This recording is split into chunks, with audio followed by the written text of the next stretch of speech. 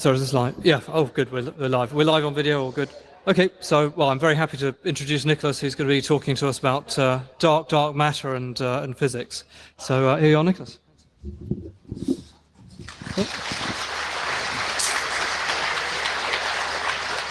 Okay. So, hello everyone. I'm really happy to be here today and excited to be talking to you about something different, which is physics. The source of a lot of technological advancement, but this talk will mostly focus on the motivation behind it. So we're going to be talking about the big concepts, we're going to be talking about the big questions, so I'm going to try to feed the information a bit slower. Okay, so to start out with, my name is Nicolas. I am a PhD student and researcher at the University College London, and this is my first EMF camping festival. Super excited. If you want to contact me or want to look into my research, read more about dark matter, you can try my webpage. And the way to remember the link is by thinking about the word Schrödinger spelled backwards. Got it? Got it. Right, so I chose to present this slide and to keep coming back to it for a specific reason. So this slide represents my universe, but it also represents the universe in some respects. So I chose the ratios of the different colors on this slide to correspond to physical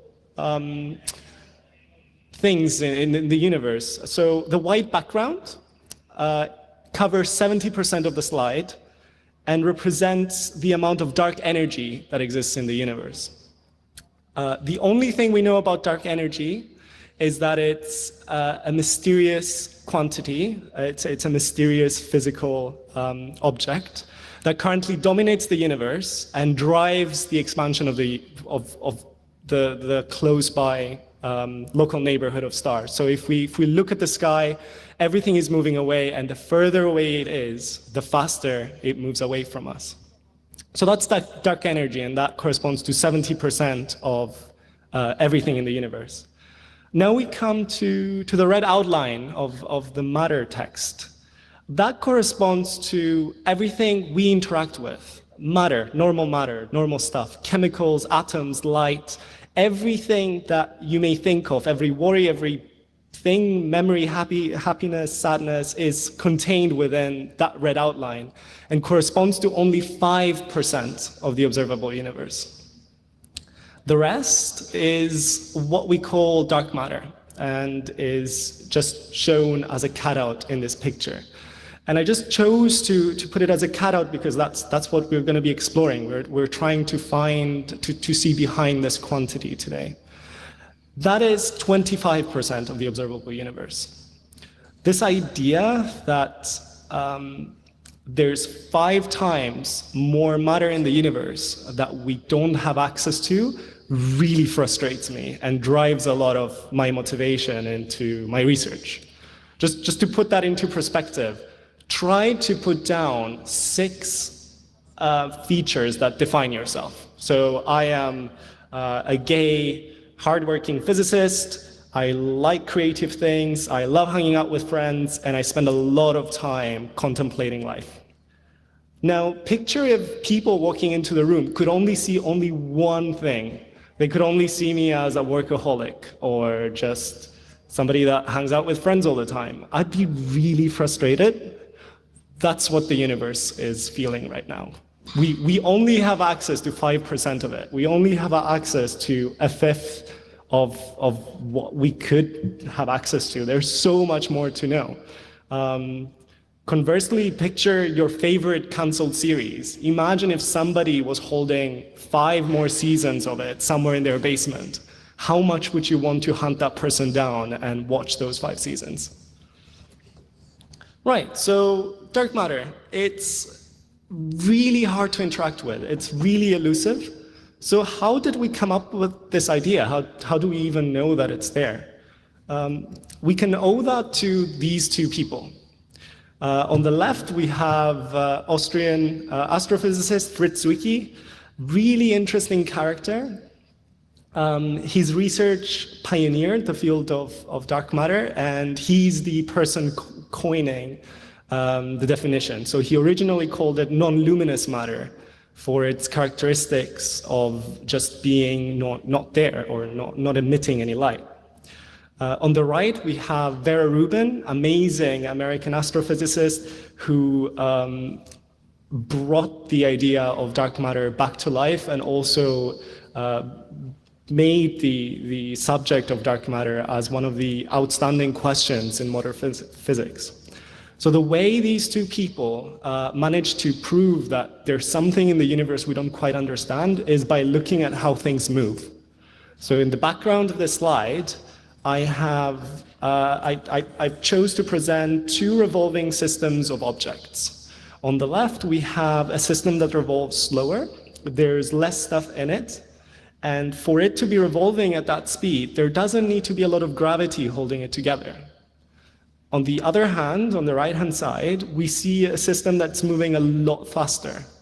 This is quite similar to how when you were younger, you would hold hands and spin around really fast. The faster you would spin, the stronger you would need to hold on.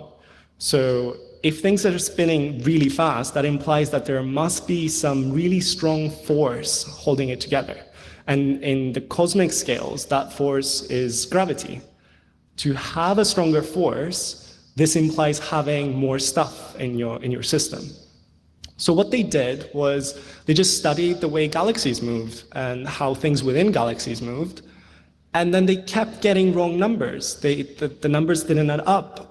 They saw how fast things moved, they observed how many things are in the system, and suddenly they were coming up with numbers that were 5 times smaller than what would justify the velocities at which these objects were moving. And then at some point somebody gave up and said, what if there's something that we can't see? What if there's something that's so non-interactive, transparent to light that is there, but we can't quite put our hands on it yet? And that gave birth to this idea of dark matter, something that is non-luminous, something that is present yet inaccessible. We are also able to know a lot about dark matter by just looking at the stars. So this is one of the main examples of that people show to demonstrate how dark matter is known to be very weakly interacting. This shows the aftermath of a cosmic collision. So imagine these two giant clouds of galaxies passing through each other like two water balloons. As they do that, as they pass through each other, the stuff in it will start colliding and will start recoiling off each other, producing this giant recoil gas. And we see that. In red, in this picture, we see just after the two clusters pass through each other, all the light-emitting stuff does resemble the aftermath of a collision. However, if we try to look at the same picture and count or measure where most of the mass lies, we find something different. Most of the mass actually has gone through the collision and didn't even care. It's as if the balloons went through each other without really realizing they were there. So this is, again, great proof that dark matter does exist. It exists around us. It frames galaxies and galaxy clusters. But it's also proof that it's extremely weakly interacting. It's just not doing anything. So how does one that wants to study dark matter go about trying to find something that's so difficult to find? Well, there's one thing that we know about dark matter, and that's that in the early universe, it once participated, or it was part of this high-energy plasma. It was once an active component to the interactions happening back then. Otherwise, it wouldn't be part of the universe at all. So we try really hard to see if we can simulate conditions that will allow us to observe this very, very weak interaction. Which takes us to the text of this picture. So there's 3 distinct ways in which we try to investigate the nature of dark matter. On the top, we have dark matter interactions. So dark matter may be able to interact with itself. Then we look for ways that dark matter interacts with normal matter that are non-gravitational, so on smaller scales. And lastly, we look at ways matter interacts with itself that may produce dark matter. So in either way, the observable and what we have access to is the real matter stuff. And in each category, we're trying to infer from what we can see the existence of dark matter. Right, so starting from the top, how do we go about trying to see dark matter interactions? Well, we do that by looking for the products. So imagine the idea that dark matter particles, when they collide, they might produce light, or they might produce high energy particles like neutrinos, which we can detect. But how do we look for places where dark matter does collide, does interact? We do that by looking at really, really dense areas in the sky. And that's why we point telescopes at the center of the galaxy. So the center of the galaxy is a place in space-time where gravity is really strong. Things tend to pull towards it, and as they do, they speed up. It's as if things are free-falling towards there. They're all heading towards this central spot, and once they're there, their energy is extremely, extremely high. So we point telescopes there, as shown here. So on the slide, we have the Chandra telescope, which is a giant X-ray antenna. And what it is trying to see is flashes of light that are emitted from the center of the galaxy that can't be attributed to anything else. So this is an X's search. So that implies that you really have to know what's happening around the local area that you're studying. So it's a quite challenging job to be able to distinguish whether or not something that was observed can be attributed to known physics, or whether it is dark matter causing it. In the one of the other alternatives, dark matter interactions, we look for interactions that could happen between the two directly. So to do this, we take advantage of the fact that dark matter is so weakly interacting that it goes through everything. It goes through the entirety of the planet that would stop many other particles. So what we do is take huge, very, very clean, very, very radio pure detectors, in this case the LZ experiment, which is a 7-ton target of liquid xenon cooled to low temperatures and purified so much that there's absolutely minute amounts of radioactivity in it. And we place it so far underground that cosmic radiation, or radiation coming from the surroundings, the universe, the atmosphere, does not affect it. So by lowering the amount of interaction this device has with its surroundings, by placing it in such a clean environment, we can become sensitive to such weak interactions as dark matter would be prone to. In this detector, we have hundreds of cameras pointed into this volume, and they're just expecting to see this instance where a collision occurs within the material, and it is of a specific signature and a specific magnitude that could only be attributed to dark matter. This requires, as I said, extremely low background material. So often what has to be done is sourcing of ancient titanium, purification through extremely long processes, but also very, very low noise electronics. And then the final way in which we try to probe dark matter is using matter interactions. So, as I mentioned previously, dark matter at some point was part of the whole. So at some point it was interacting with everything else in the universe. And what we know is that was very, very close to the beginning, when temperatures and pressures were so high that it was inevitable for dark matter to come into contact with real matter. So one way to try to force it out and study it is by simulating those conditions.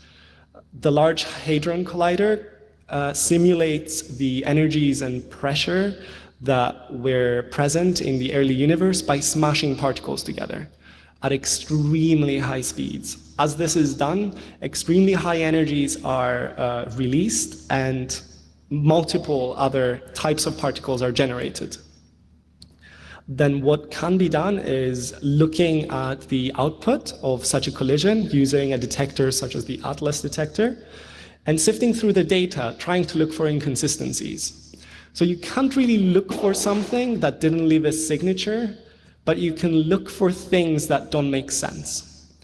So if a dark matter particle is produced within your detector, that would result in you observing some sort of physics that is not standard. So that would result in missing energy, in things just not adding up to the correct number.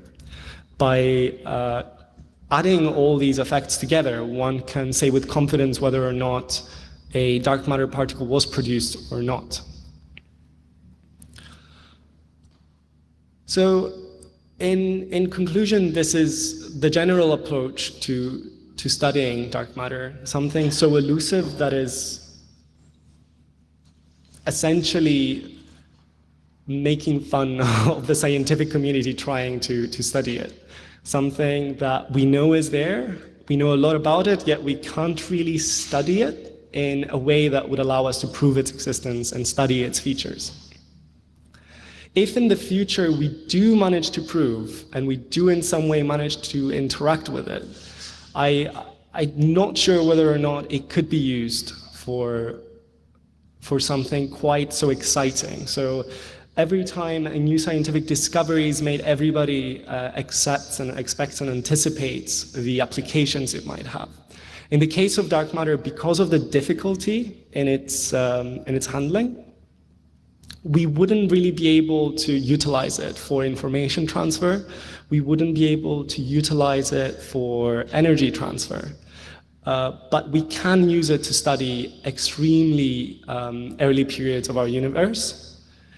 And if possible, because it is composed of matter, maybe one day we can even use it to produce energy, but that, I assume that could be very far in the future. Right, so this is all I had to say. Thank you very much.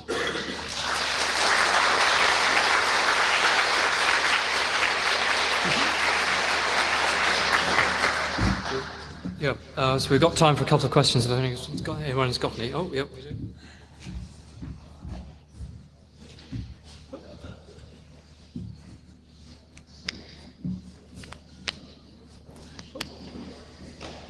Good. Yeah. So, pardon my ignorance, but it seems like from the start of the description that it's an effect. So almost like the rotation occurs because of an effect. So I presume something like the Big Bang caused planets or a mass in the universe to move, right? Or you mentioned that it's we detect things moving away from each other faster than we expect that to be the case. So if I simplify that and go to sort of my sort of childhood physics. If I think if I swing a top or throwing something, if I look at that, if I take a snapshot in time and I look at that earlier than when that starts to slow down to a sort of normal parabola or normal period of time, the sooner I look at it, they're still accelerating or still moving further apart than we'd expect it to. So what makes us infer that we haven't just got the calculation wrong of when the Big Bang took place or when the effect took place, that we see this momentum or this motion taking place at a greater rate than what we currently see. Does that make sense, what I'm trying to ask?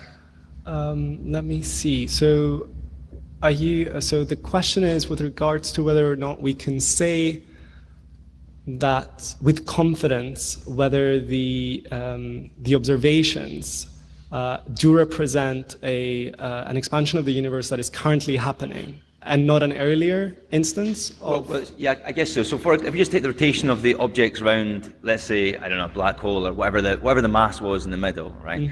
And so I kind of got the impression that what we're saying is they're rotating faster than we would expect them to be. Yep. And so the gravity of the the piece in the center must be greater to hold them in those positions. That's kind of that's assumption, correct, right? yes. Yeah. And so if I think of a spinning top with some, let's say, strings and masses, weights on the outside of that, and I spun it, if I use great force to spin that, then I might see a greater acceleration initially than what it would sort of normal out in over time. And so I might expect in maybe 10 seconds for it to be quite slow, but 1.5 seconds after I used a lot of energy to start the rotation, it'd be a lot higher.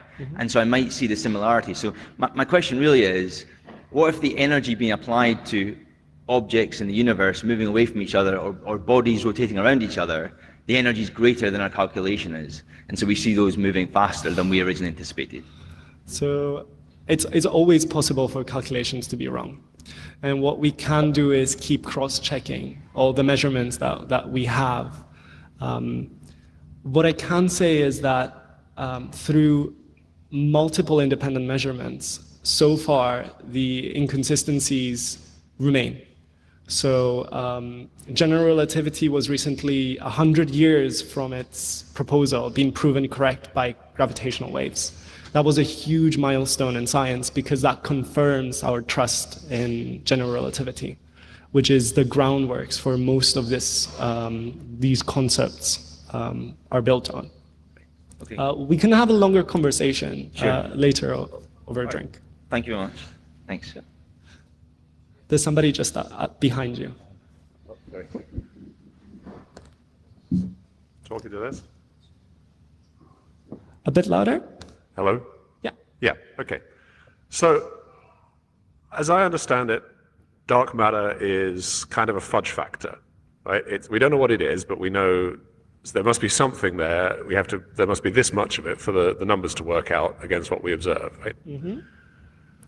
And then you talked very briefly about this other fudge factor we've got, which is dark energy, because one fudge factor wasn't enough, right? So my question is, why are there two fudge factors? You know, what is it that makes us think there are these two distinct things, dark matter, dark energy, rather than one thing that we don't know about? How do we distinguish those two fudges? No, that's a really good question. But what motivates really the distinction between the two is the understanding of the the very different effects they each have and the scales at which they are acting. So dark matter would be holding galaxies together. So in our own galaxy, there's a halo of dark matter. Its effects can be quantified to be very local in the way they filament. So a lot of the pictures that I use in the background display simulations that are created to represent observations that we see. And this agrees to a great enough significance that we understand that dark matter must be a physical fluid in the universe. When it comes to the idea of dark energy, the expansion that we see and can study does not follow the same trends. So dark energy behaves in different ways with respect to tearing the universe apart rather than holding it together, which is what dark matter is doing. The two are really hard to compile into one theory. There is no standing theory that I know of that tries to solve this cosmological type of fudge situation using one quantity or one parameter. So that's if that satisfies your... Yeah, that gives me an idea. Okay, perfect. Hi there. You talking about the main way you know about dark matter even being there is from gravity. And we also know, because relativity doesn't predict quantum mechanics and vice versa, that both must be wrong at some level, or incomplete at the very least. How well proven is it that it's actually something physical and not a correction on relativity itself? So, to reiterate your question, how do we know that it is necessary to introduce more matter and not a subject of just correcting relativity to the scales corresponding to the problem?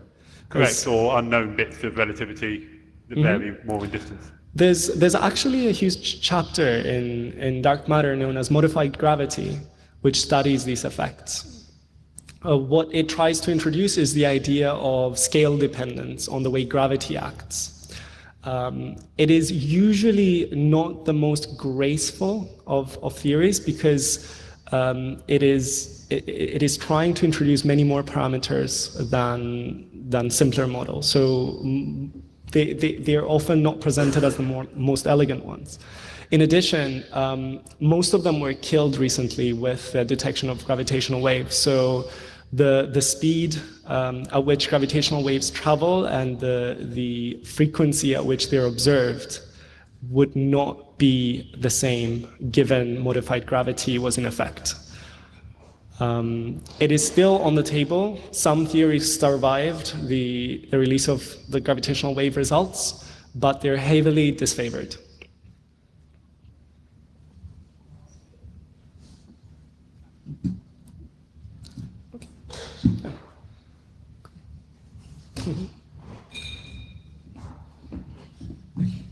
Thank you. Thank you very much indeed for a very interesting talk. So.